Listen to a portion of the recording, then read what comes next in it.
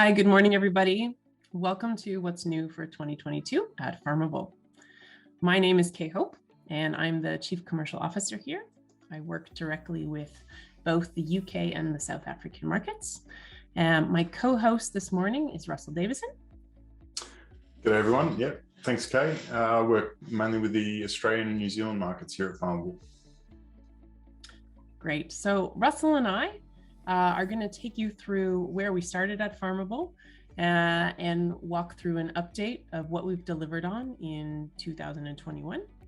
And then we're quite excited to share what's coming up in 2022, specifically in the next 3 to 6 months. We've got a lot of new features that we're excited to share with you and get your feedback. Before we jump in too quickly into what's coming up, we just want to take a few minutes to ground us on where we came from. So many of you are part of our user community.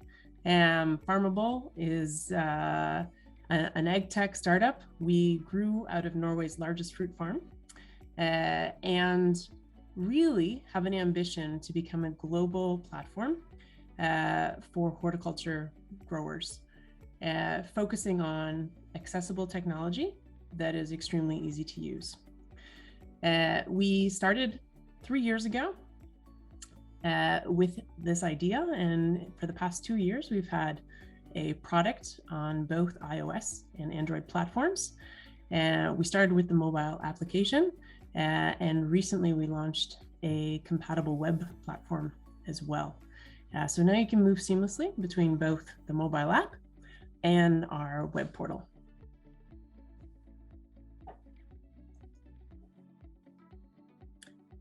If we were to have had this conversation about a year ago, the number on the top of this slide would have said 1,500 farms globally. So 2021 has been quite a big year for Farmable. We have strategically chosen to really focus on getting the word out and adding a few new markets to where we operate. Today, our biggest markets worldwide are Australia, New Zealand, South Africa, Spain, Germany, and the UK. We're also gaining quite a lot of traction across North America as well, which is exciting to see. The app itself is in 5 different languages, and the web portal is currently in 3, Spanish, German, and English. For myself and for the team really here at Farmable, I think the number that we're most proud of on this slide, while it's very exciting to see that we've got 12,000 farms coming on board the Farmable community, what's really important to us and what we spend a lot of time thinking about is how we make sure that those users come back and really get the most out of the platform. So we look at that 20,000 crop treatment jobs, as our target. How do we make sure that our user community picks up the app and uses it as a tool for documenting work in the field so that we can then use that data to improve how we monitor the business in the long run.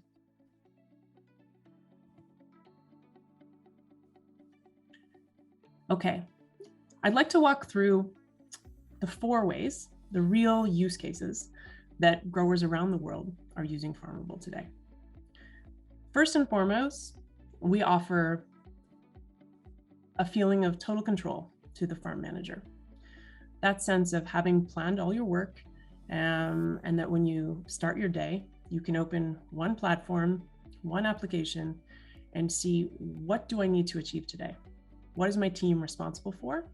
And I can get a progress update on each of those tasks without needing to take a phone call. As my crew is proceeding with their work, I'm getting real-time updates on where they are. That's incredibly useful and saves a lot of time for growers in terms of their communication. Second value proposition is all around automating documentation. This is really one of the #1 reasons we started Farmable, was we could see that the amount of documentation being required of our farm and other global farms was increasing. The number of stakeholders needing that documentation was increasing, and it couldn't be done on paper and spreadsheets anymore. So we've made it easy to document what you're doing on the farm in a way that when you're planning, delegating, and tracking work, you've automatically created that long-term record that you can use in a spray record or perhaps an hours report when you're creating your payroll log, for example. And that's saving growers a tremendous amount of time on transcribing data from, let's say, a clipboard into a spreadsheet. Use case number 3 is all around communication from information in the field.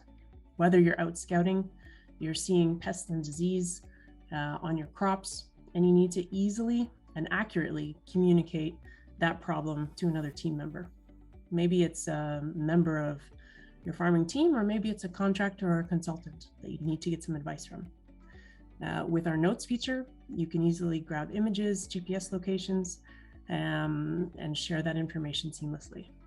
I think particularly, given the global pandemic we've all been working through, being able to communicate easier and more accurately without having to be face-to-face is something we're all appreciating more and more. Lastly, harvest. Harvest is a chaotic time for all of us. Anything we can do to help the farm manager and his or her team save time during harvest, we feel is a real win for the whole team. So getting those real-time harvest results at the end of the day, or as your day goes on, and to know how the team is doing, is really valuable. So just before we jump into what was released in 2021, I'd like to take a few minutes just to reiterate some of our core values, really, here at Team Farmable. So first, regardless of whether you're in the Farmable app, using our freemium version, or you're in the Farmable web portal, Farmable will always be advertisement free. So we wouldn't want to work in a platform that was cluttered with ads, and we don't expect you to either. So that is not the way that we will grow our business. The Farmable app will always be free. So those 4 use cases we just walked through, that is part of our freemium application. You will always be able to document and organize your data for free and visualize that data for free. We have some premium paid features that we have released, and we've got more coming up, and we'll share those, but that is always, an optional add-on that you and your farming team can decide what's right on a per farm basis that you'd like to add to your account. Our team is serious about data protection. We do not share or sell your data to any third parties. Your data belongs strictly to you. The only case in which we would access it is for technical follow-up. And of course, we're doing our very best to organize your data in a way that it can be useful for an audit. We're very happy to see that actually this latest season, a lot of our growers across Europe have been able to use their Farmable spray log successfully in a global gap audit. And so we're now at a point where we feel confident that we're collecting all the necessary data points for you and your team to be global gap compliant using our automated documentation. And last, but probably most important, is Farmable is incredibly committed to feedback. Often the way Russell and I and other Farmable team members spend their day is talking to farm managers around the world. We've been incredibly grateful for all the feedback we've received over the last couple of years. And that feedback that you've delivered to us has been used. It gets used every day to make the product better and better. So the progress, if you've been following along with us for the last year or so, and you've seen progress in the platform, that's really thanks to growers around the world. And we so much appreciate that contribution. It will continue to be the way that we work. So just as a quick recap of all the value your feedback has created to the product, this year alone in 2021, we've collected 300 line items of user feedback. So that's an Excel sheet that we have and we manage, and that data basically gets filtered on what do we need to use right away to improve something that's critical? What do we want to use as a great idea for a feature we should release soon? And what are more visionary items? Things that are good ideas, but maybe not critical, and we want to hang on to and think about how that creates a longer term product module that we could offer. So with those 300 lines of feedback, this year alone, we've had 300 improvements to the web portal, our desktop application, myfarmable.tech, as well as 81 mobile app changes. The mobile app gets updated at least once a month. So if you think about those 81 changes, that's 7 or 8 changes that are, feedback driven, that are happening every month in our mobile app. Okay, so now we've done a quick recap of the freemium Farmable app and the web portal connected to the app. I'm going to tag off with Russell, who can take you through the reporting module and our Teams and Timesheets module, which we've just released this year. Beautiful. Thanks, Kaye. So as Kaye mentioned, 2020, our web portal went live, and that was really the most important step to where we want to go from here, and that's adding on more features and really enriching the product and making it a lot more useful for you guys. So the first of those is our reporting module. So using the app basically to record your spray jobs, you can set up, plan your spray jobs. When you're executing your spray job, we'll track you through the field. You've put in all your product details. We know the operator through that process as well. Area covered, everything that's needed for a report. So out of all that data that Kaye spoke about sits in the web portal in your spray logs, or whether it's fertilizing, fertigating, any real task you've done in the app, you can go and filter through those things, whether you want to filter for fields or a time frame to get a whole season. You can then export, so Excel spreadsheet or a PDF report. So we've got a little sample of a report, I think, here. And as Kaye mentioned, we've been improving this over time, and people in Europe have found it being, having all the necessary requirements for their audits. We've recently added sort of the local weather, which we're bringing in automatically for you, and a first harvest date or a withholding period. So some important things that came from user feedback. If we go to our next module, which we've also launched in the last month, is Teams and Timesheets. So it's really got a few use cases, but we can talk who can use it. I mean, farm managers can use it for just logging their own time. Your permanent crew or staff can use it for clocking out, or just submitting a timesheet. That time of year when you get pickers and pruners, we can show you how to set up teams in the web portal. So they, without an app, can be managed by a crew member. And whether you're bringing in contractors or any external labor, they can all use Teams and Timesheets as well. So I guess the things we're capturing and things that you can sort of use later on when you are using Teams and Timesheets, it's giving you an overview of the total hours worked per field and per job type. So whether you wanted to capture how much time per season you've spent spraying or pruning, you can really play with that data and get the figures you want out of it. Again, like our job reports, you can export a timesheet report if you wanted to put into an accounting system, or get a total hours on the team for a certain time period. As I mentioned, you can set up and manage those seasonal teams. So through the web portal, we can create teams just with a name and a number that you can sort of assign, whether it's a tax file number or an employment number. And you can quickly sort of move those teams around if necessary, depending on what's happening during the day. Like our reporting module, we base things on a per farm pricing structure. So there's unlimited users, doesn't matter on the area or farm size or the season. You can have as many permanent crew as you want, and then as many harvesting teams as you want. There's no limits, on a per user or an area basis. And like teams and timesheets, like reporting, we offer a 30-day free trial. So we aim for all Farmable products to try before you buy. You can sign up and get started, have a look, and get in touch and give us some feedback. So we can go through some of what you'll see with teams and timesheets. So as you can see on the left-hand side, the crew member just gets a simple clock in or a submit timesheet option. So clocking in the morning really allows you to add that functionality of selecting what fields they worked in, what jobs they did.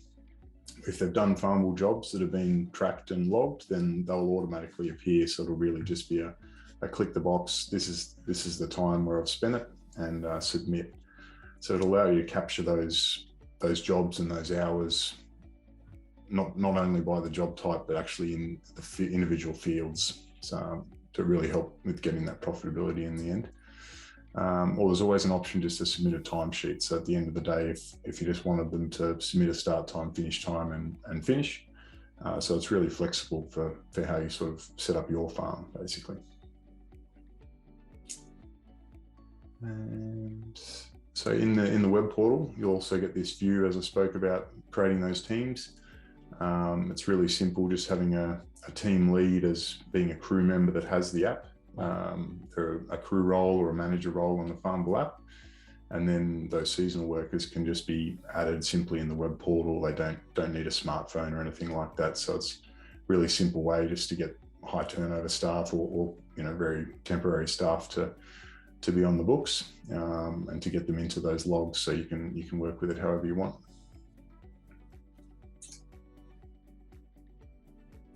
So the manager will also get access to everyone's logs, so you can see where people have clocked in, where they've clocked out, what jobs they've been doing during the day, where they've spent their time. You can also edit as well if there's anything's necessary to change or to amend, and also record your own time, which is important. It also adds another functionality, which is in the harvest jobs. When you're logging your harvest, you can then select which teams have actually done that harvest, in what field they've done that harvest, really helping with that traceability. And we'll also allow drilling down to an individual team member. So if you're doing a piece rate on berries or apples or whatever's being picked, we can now record the weights per day, have them in a log. So if you're doing a piece rate payment and things like that, we can break that down per worker for whatever time frame you needed.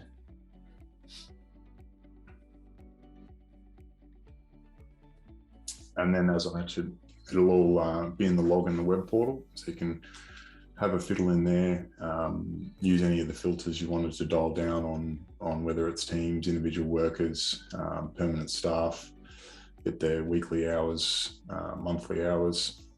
We can also, as I mentioned, dial in for that piece rate and find the kilos or a box count on individual workers or teams. And that data will always be there if you wanted to look at that field and what happened in the field last year and the productivity that came out and the labor that went in.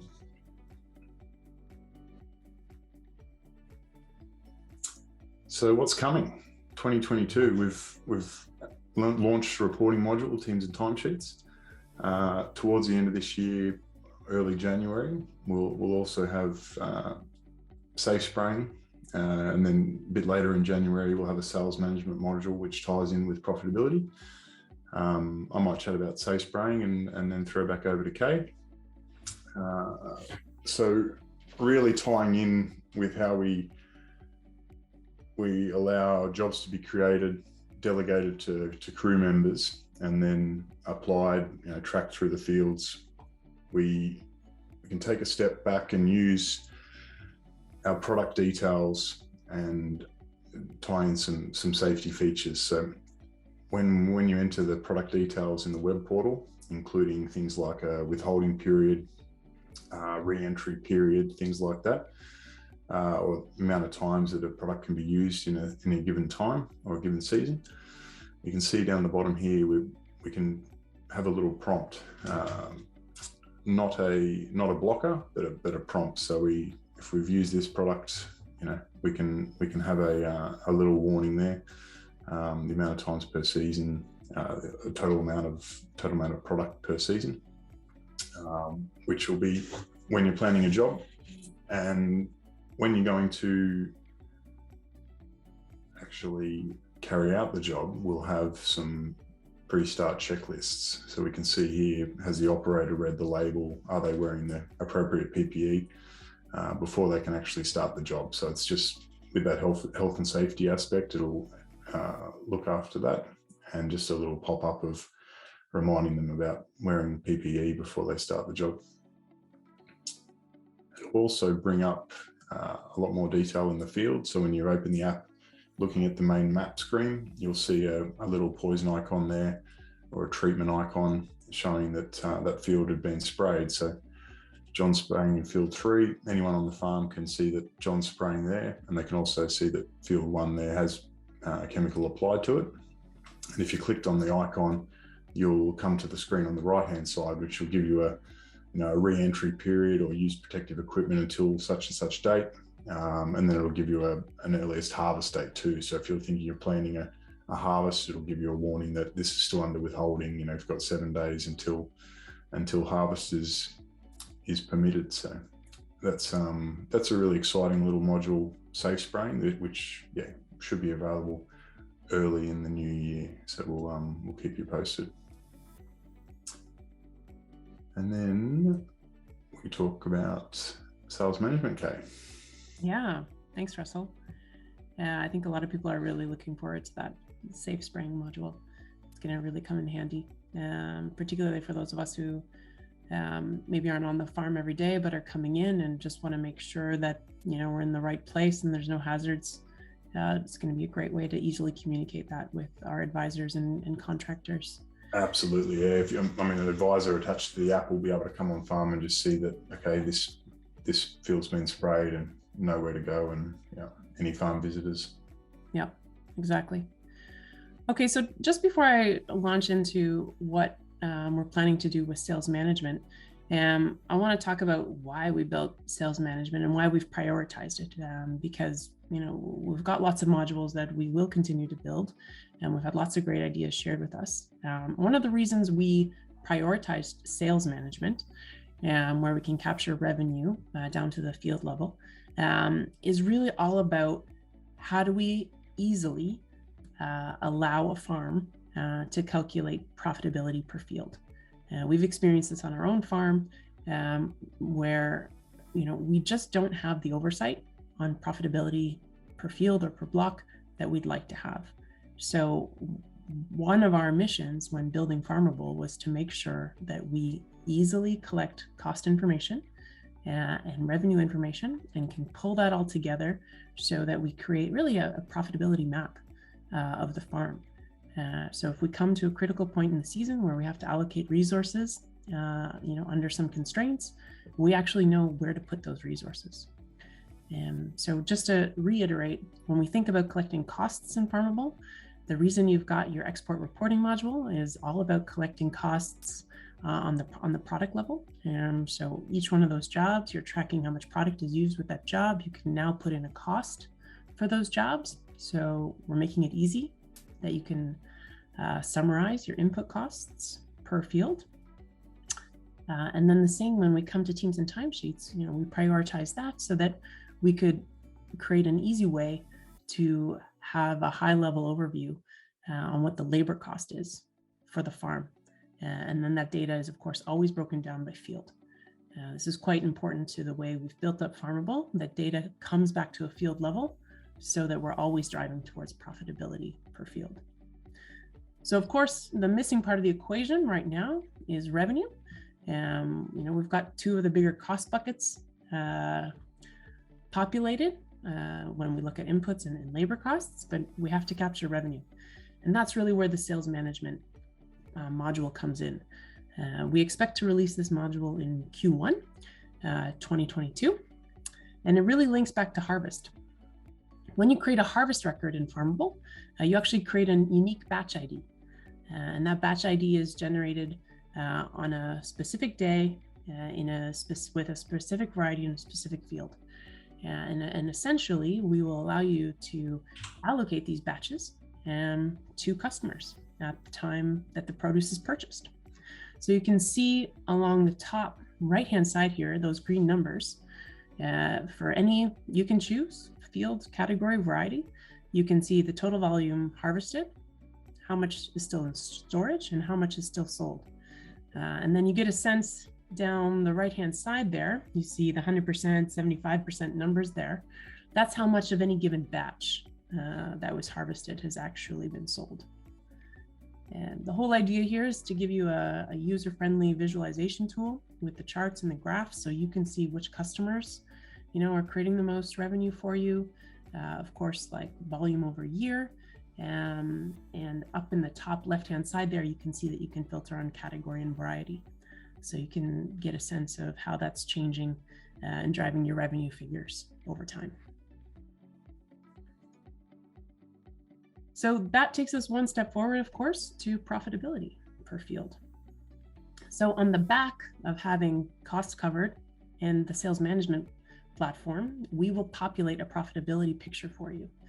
This will be in the web portal. Again, if you haven't gone to the web portal yet, you can get there at myfarmable.tech. You use the same username and password that you do on the app to come into the desktop application. And that's an application where we're going to have more and more graphs, like this profitability graph that you see in front of us. And there'll be basically increased volume in the amount of analytics and reporting you can do in the web portal over time. Capture the data in the app, do the analytics and reporting in the web portal. That's the way we see it. So this is just a mock-up right now. What you get a sense that, if we're capturing cost per field, revenue per field, now we've got profitability per field. And we'd love to take this into, a heat map of your farm eventually, so you can see, where the profitability really lies on the field level. Anything you would add to that, Russell? No, I think you did great. Okay, fantastic. All right. So I was just going to mention some other improvements we've got coming to our base product. At the moment, we're pulling weather in through a local weather service, but it's not visualized in the app. You can see it in the spray logs if you go to the web portal, and it's obviously put into the report. But we're going to have it as a live feature while you're carrying out a spray job. We'll be able to show the operator what the current wind speed is, temperature and things like that. And then that'll obviously be shown at the end of the job and allow for an additional comment as well there. And we're also going to improve the way we do our GPS post-processing. So at the moment, phone GPS is relying on where satellites are in the sky and things like that. But we have plans to use those job passes. You might spray a certain field 4 or 5 times, and we can take an average of those tracks and really dial them in nice and tight to find where the exact track is, and then give you a length, so we can use that data to create a row length. And obviously, as we go forward and spraying becomes more and more precise, we can use that data as giving a per meter length spray rates and things like that, rather than using the old hectares and things.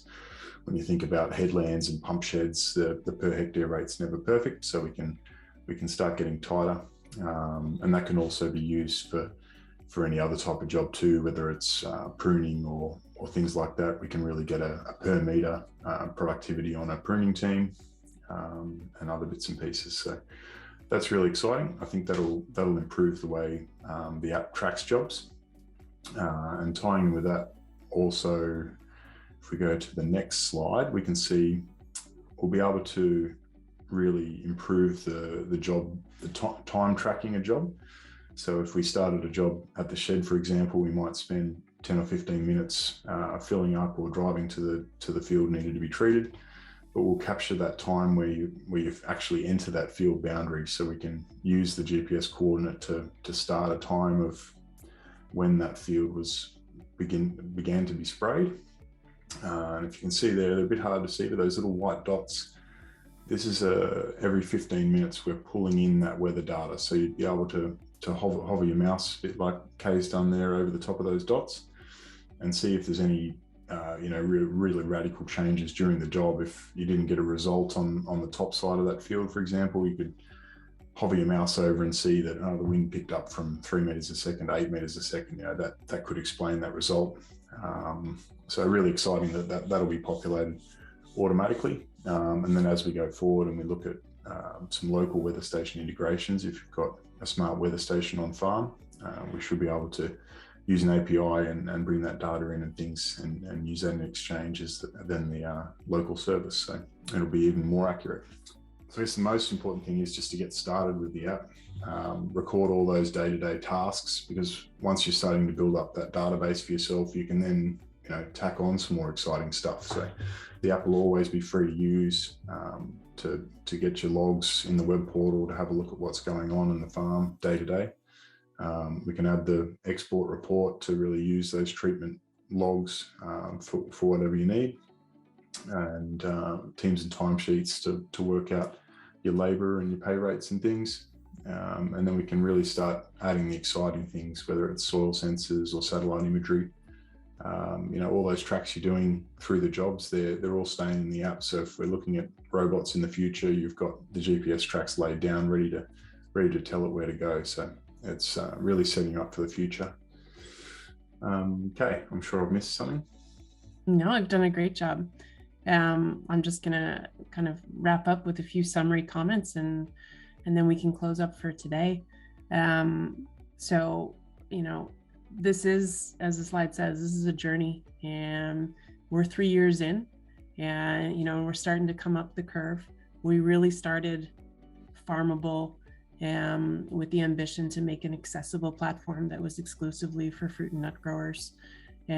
We could see, as many of you do, the incredible potential of technology on the farm and the exciting opportunities that are coming to farms, and that's going to continue to hit us. And we want to create a way that the average mid-sized commercial fruit farm can unlock and leverage that technology in the future. But that really hinges on what you mentioned, Russell, that we can't be on paper and spreadsheets and expect to plug in an unmanned vehicle in a few years' time. So we got to do the simple things first. And we're all about taking small, simple, accessible steps at the early part of this journey. Let's make sure we document things in a digital way, and that we have a tool that's user-friendly, that our growers actually want to use, that they can use with their advisors and their workers in a seamless manner. That's step one. We're really excited that we've got 12,000 growers on this app that tells us we're going in the right direction, and we have a few thousand growers around the world really to thank for all their input to making this a seamless experience so far. But as you said, there's a lot still to do. We've got lots of ideas around inventory management, and equipment modules. So those ideas have been heard, and there's more to come.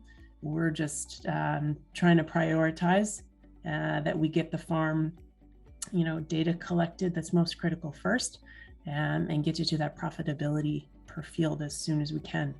And then we'll be all lined up with an operating system that you can use for more advanced things, if that's what your farm wants. And I think that's another important point.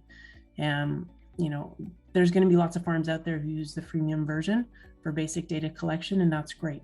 Those of you who want to tack on freemium or more advanced options rather, that's going to be an option that you have, and you can take that when your farm is ready. That's quite important to us. That's a great point. Yeah, I mean, the app's free to download and give it a try, and then you can log on the web portal and just try out any of the add-on modules for 30 days. There's no commitment. Feel free to give us some feedback on them while you're trialing them, but you can always pull out if it's not for you.